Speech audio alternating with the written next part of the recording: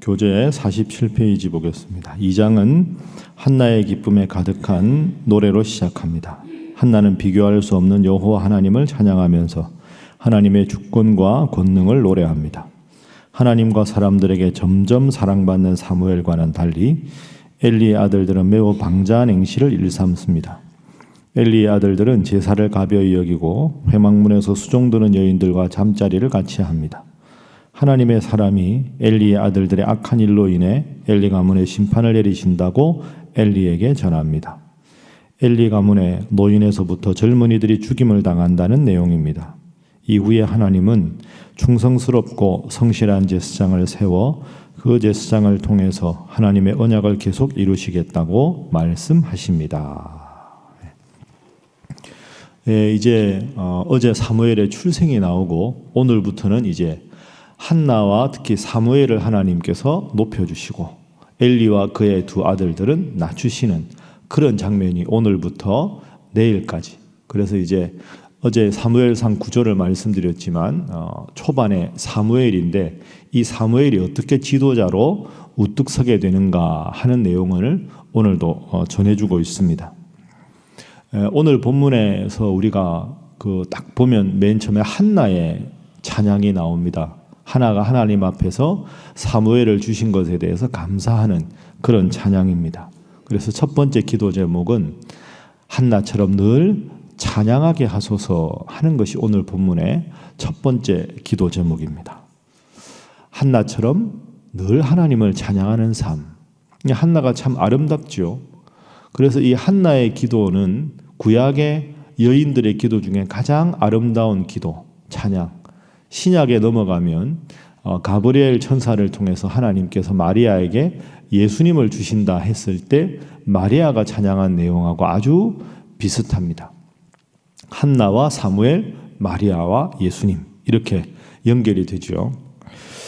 그런데 여러분 어제 한나 우리가 1장 읽었지만 하나님께서 아이를 주시면 이 아이를 하나님께 바치겠습니다. 이렇게 서원을 했었습니다.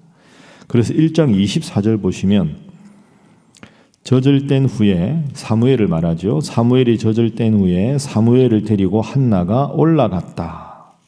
수소 3마리와 밀가루 1에바와 포도주 1가죽 부대를 가지고 실로 여호와의 집에 나아갔는데 아이가 어리더라. 여러분 이 일이 생각보다 참 어려웠을 겁니다. 우리가 사사 이야기할 때 에훗 이야기 들었지 않습니까? 하나님, 제가 승리하고 돌아가면 맨 먼저 저를 맞이하는 사람을 하나님께 바치겠습니다.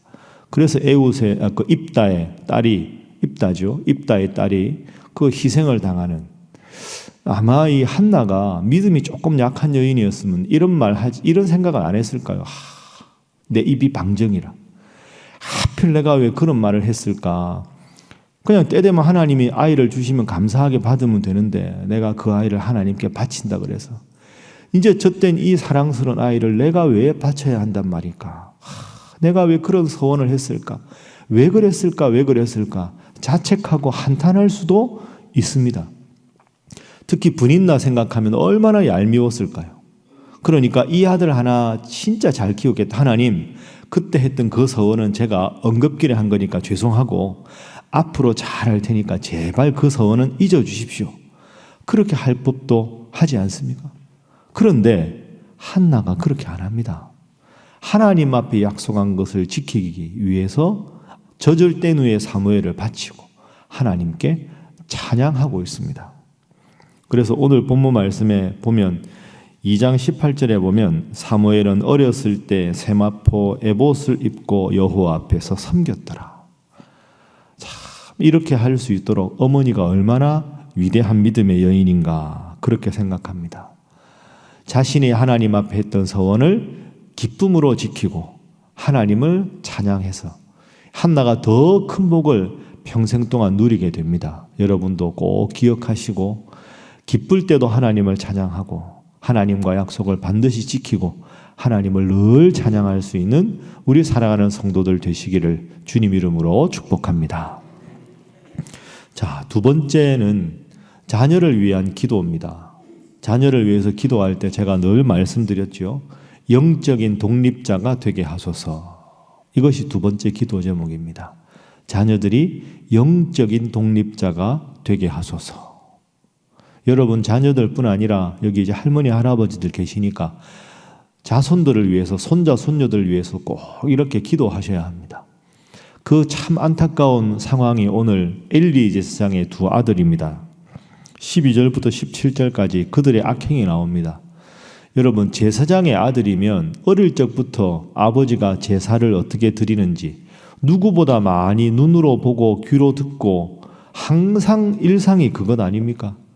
그러면 아버지 제사장의 영향을 받아서 누구보다도 하나님 앞에서 거룩하게 살아야 될 사람들이 홈리와 비느하스입니다. 그런데 오늘 본문에 보면 얼마나 나쁜 짓을 합니까? 예를 들어 보지요. 제사 지낼 때 14절에 보면 맨 처음에 그 고기 중에서 이게 찔러가지고 제일 먼저 나오는 고기, 그러니까 좋은 부위, 그 부위를 자기들이 먼저 먹고 15절에 보면 또 그것을 굽기 전에 자기 고기를 먼저 챙기고 그리고 뒷부분에도 보더라도 이 22절 말씀에 보면 엘리의 아들들이 수종드는 여인들과 동침을 했습니다. 제사 지내는데 제물도 자기들 것 먼저 챙기고 살코기 먼저 챙기고 회막에서 수종드는 여인들을 범하고 이 악행을 모든 이스라엘이 알게 되었습니다. 여러분 이게 참 심각한 이야기지요. 그냥 하나님을 모르는 이방 사람의 아들들이 행한 일이 아니고 누구보다 하나님 앞에 제사를 드리는 일을 열심히 했던 아버지를 가장 가까이에서 본 두 아들이 이런 일을 했다. 이 아들들도 잘못이겠지만 근본적으로는 엘리 제사장이 이 아들들이 하나님 앞에 바로 서도록 바로 양육하지 못한 잘못이 더 큽니다. 물론 자식은 마음대로 안 됩니다. 그죠? 내가 원하는 대로 자식이 큽니까? 안 큽니다. 하나님 믿으라 이야기해도 참 잘 안 되는 자식도 많이 있습니다. 그렇지만 여러분 혹시 오늘 이 말씀 듣고 마음이 확 찔리십니까? 진짜 우리 아이들 이야기다. 그렇게 생각하시면 그것도 너무 자학할 건 없습니다. 인생은 마라톤과 같습니다. 일찍 철들어서 방황해서 하나님을 떠나는 아이도 있고요. 그렇게 수십 년을 기도했는데 정말 지독하게도 하나님 안 믿고 그렇게 까불고 방황하다가 어느 순간 탁 하나님께서 마음을 주시면 야, 사람이 저렇게도 변하는구나 하고 또 변할 수가 있습니다. 그래서 혹시 여러분의 자녀가 여러분만큼 믿음 생활 잘하면 한나처럼 감사하시고 그렇지 않다고 해도 자식을 원망하는 것도 지혜로운 행동이 아닙니다. 하나님의 때 하나님의 방법으로 이 아이를 하나님께로 인도해 주셔서 하나님 잘 섬기는 자녀가 되게 하옵소서.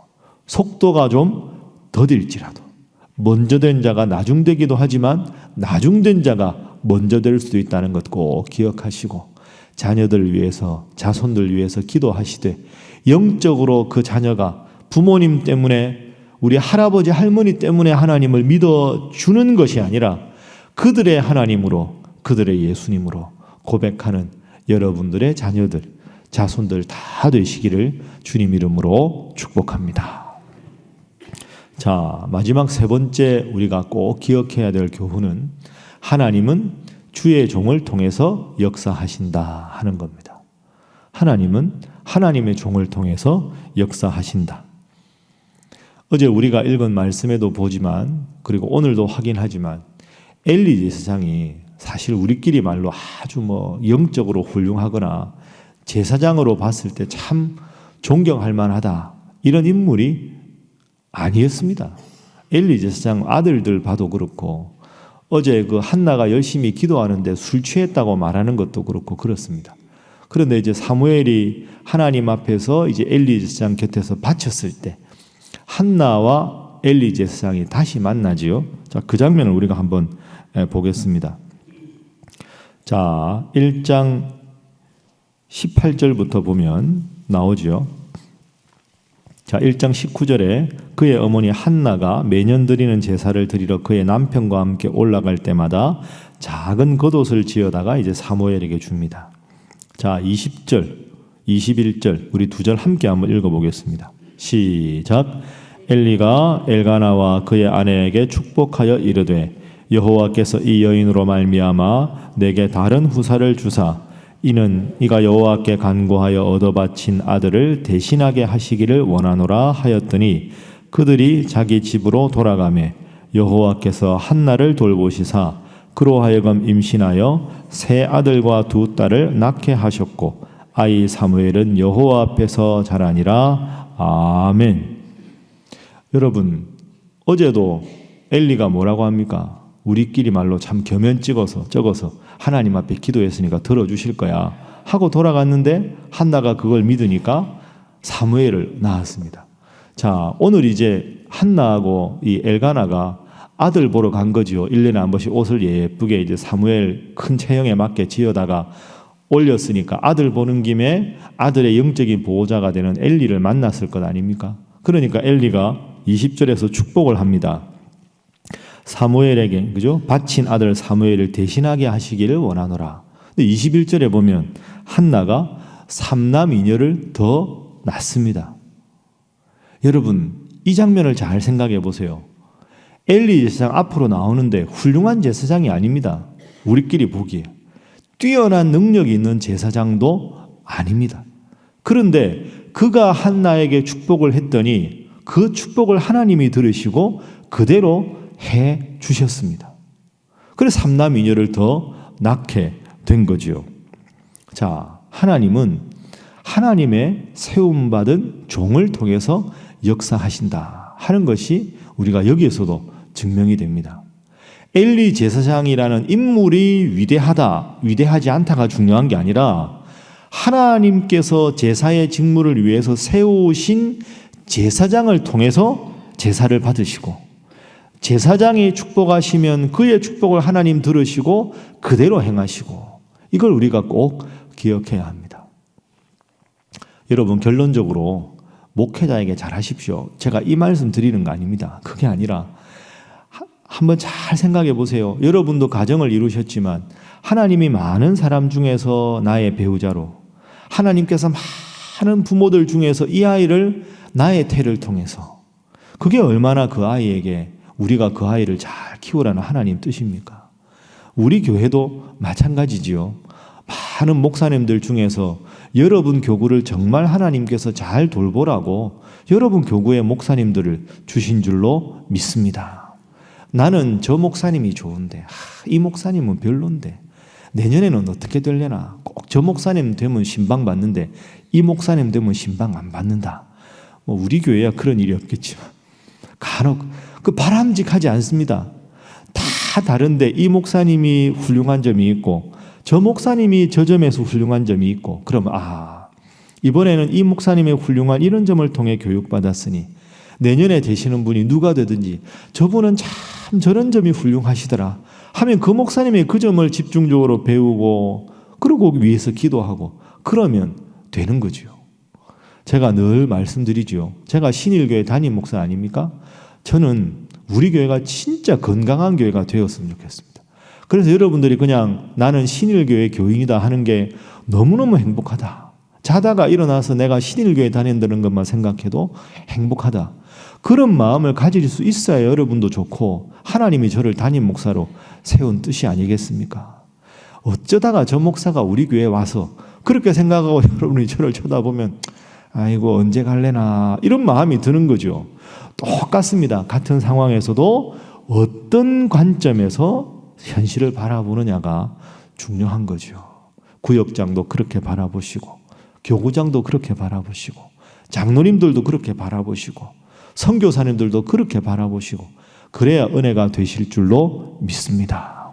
부족한 제사장이지만 하나님께서 그를 세우셨을 때 그를 통해서 하나님께서 역사하시고 한나에게 3남2녀를 주셨습니다.